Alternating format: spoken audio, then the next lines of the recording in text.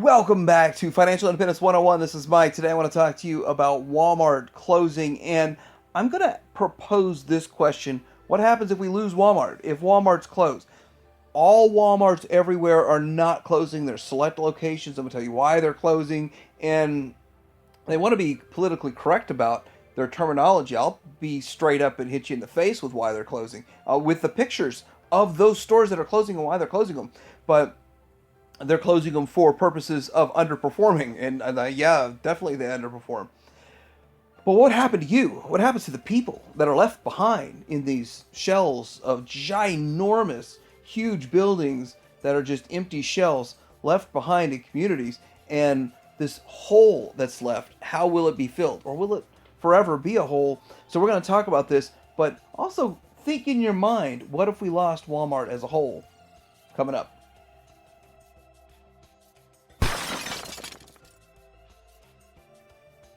So first off, why are Walmarts closing? Obviously, the company itself is not in financial peril yet, but they are taking steps to maintain profitability. And one thing you do is you close underperforming stores. Those underperforming stores are located in certain cities that seem to be very liberal with their law enforcement. Allowing smash and grabs up to $1,000 without prosecution. So you could steal at one given time $1,000 worth of stuff. Nothing's going to happen to you.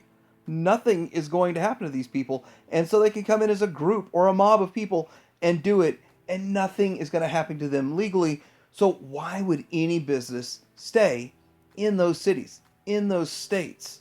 So who's really getting hurt? These people. The customers, the employees. In 2024, they have slated San Diego, 2021 Imperial Avenue, and then El Cajun? Is it El Cajun, California? I don't know much about California. Columbus, Ohio, West Covina, California. We've got Granite Bay, California. Are we seeing a trend here? Towson, Maryland. Are we seeing a trend? Where are these places? What kind of governments are in place in these places that are shutting down? I'm just pointing this out, but it's the laws. It is this attitude that they're not going to prosecute criminals for criminal activity, and it's causing this. Don't forget that. First thing that's going to happen when these stores all shut down, and in some cases they only gave a 2 weeks notice and shut them down, but there's a much larger notice being given to the vast majority of these, which, I mean, I can just find it on the internet, so obviously people working there will know. But you're going to have grocery stores, which is the biggest impact. The biggest impact on this is grocery stores having shortages, and they can't respond that quickly. 2 weeks is still not enough for a grocery store to double or triple or quadruple the quantity of product they have, and none of them really know the impact, because a lot of these Walmarts have had a footprint for so long that you don't remember what it was like before Walmart was here, because you weren't here before Walmart was here in a lot of cases with some of these grocery stores. So they're not going to be able to increase their supply to meet demand, and demand will surge quickly overnight when Walmart closes. And shortages lead to higher prices, but we'll get into some of that. But that's a fact. So when looking into this, I thought mostly about grocery. And I can't find exact numbers, exact data, because it's really hard to find this kind of information. But I believe that Walmart supplies about 50% of the groceries to the surrounding market. So the people that live nearby the Walmart, that go to that Walmart, it's about 50%. So they're going to lose 50%. The community loses about half of the grocery option buying when a Walmart shuts down. Now, what does that mean for the people that are shopping there and they go to the other places and they're all out of stuff? You could travel to another Walmart.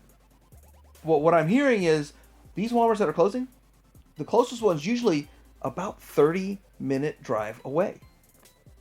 So the other thing I found when I was looking into this was the pharmacy aspect, which I didn't even think about the pharmacy aspect of this. And so people are saying that they go to Walmart because there's the generic prescription drug plan of $4 drugs, and the closest pharmacy, the best they can do is match $6, which I don't think that's a huge deal, but it is a deal. It is a difference. It is a change.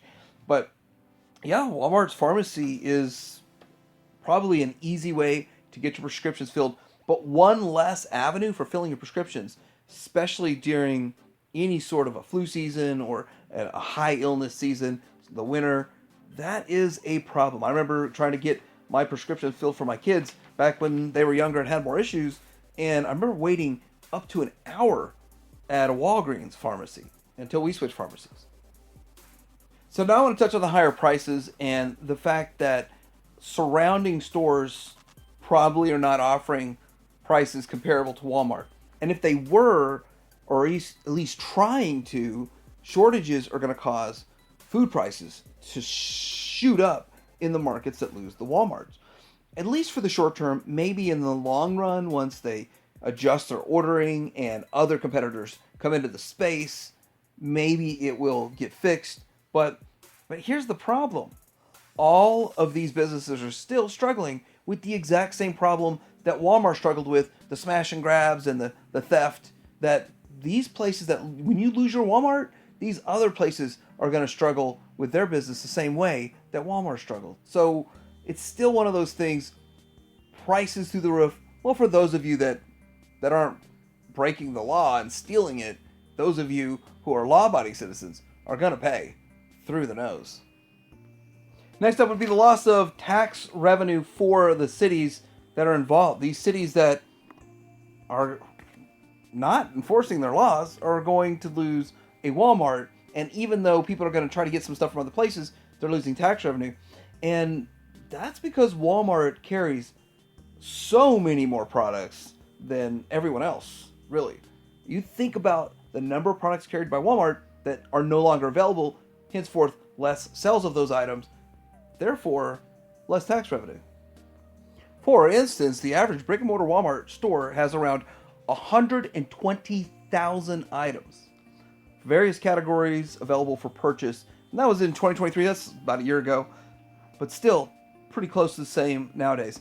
And with that, that's a lot of product options that people are going to be left out. And then you also get into sales breakdown per category. I'm surprised beauty and personal care is at the top of that list, but whatever. that's crazy. But home, garden, and tools is up there. Would have thought other stuff would be a little bit higher than that. But anyway, this is kind of the breakdown for Walmart's, and what you'll be losing in sales. Well, this is sales, but it's products supplied to those communities. There's going to be a percentage of people that are just going to say, hey, I'm going to shop at another local shop. I'm going to take a bus 4 blocks down and go to a different shop. Then I go to the Walmart. There are people that are going to shop close to where they live, but others would probably commute to another Walmart or commute to another store that they like better, find their favorite store. A lot of times, it's not that it's a better store, it's the best price store. And price, right now we're seeing people that are more price sensitive in the US than ever. But any market that has a Walmart is going to see consumers that are price sensitive looking for the best options. And commuting could suck. That would definitely suck.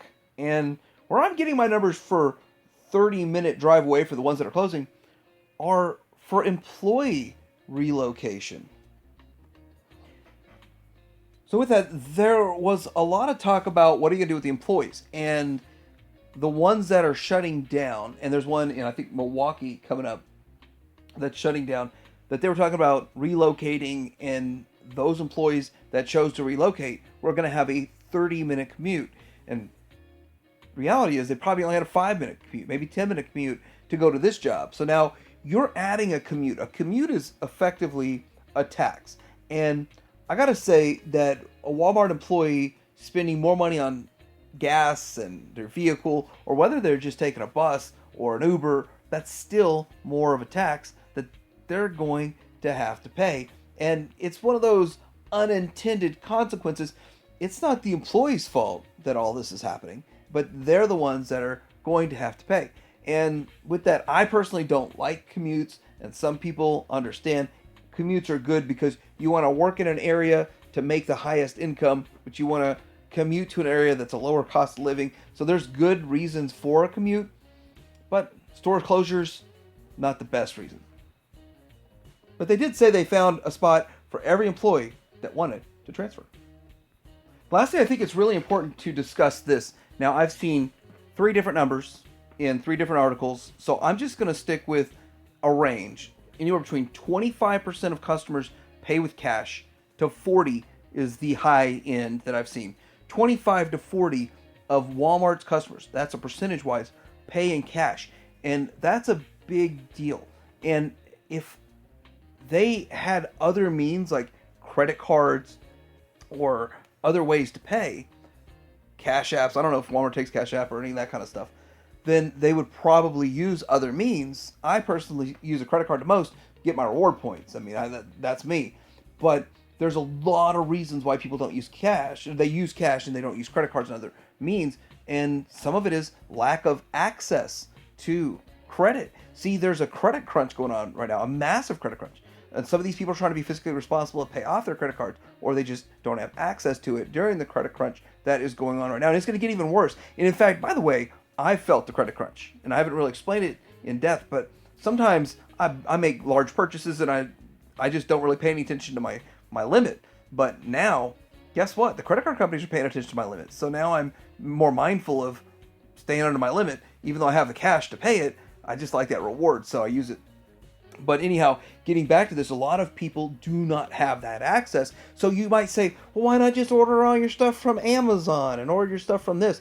Well, these people aren't even using the app. They're not doing pickup. These people aren't doing drive-ups. These people are walking in, physically looking and buying their stuff, picking out their tomatoes themselves, and paying with cash. And with that, it takes a lot of other options that people would say, well, this is what I would do online, but you're not going to get that option. And a lot of things like food, I'm not really wanting to order food from Amazon or any of that kind of stuff.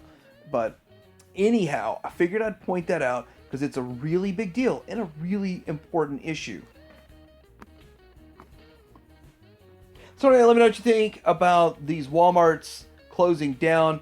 Do you think it'll affect you? How do you think it'll affect you? Are there any other points in here that I missed? And are there any points in here that you think are invalid? Please put that in the comment section below. Like and subscribe. Financial Independence out.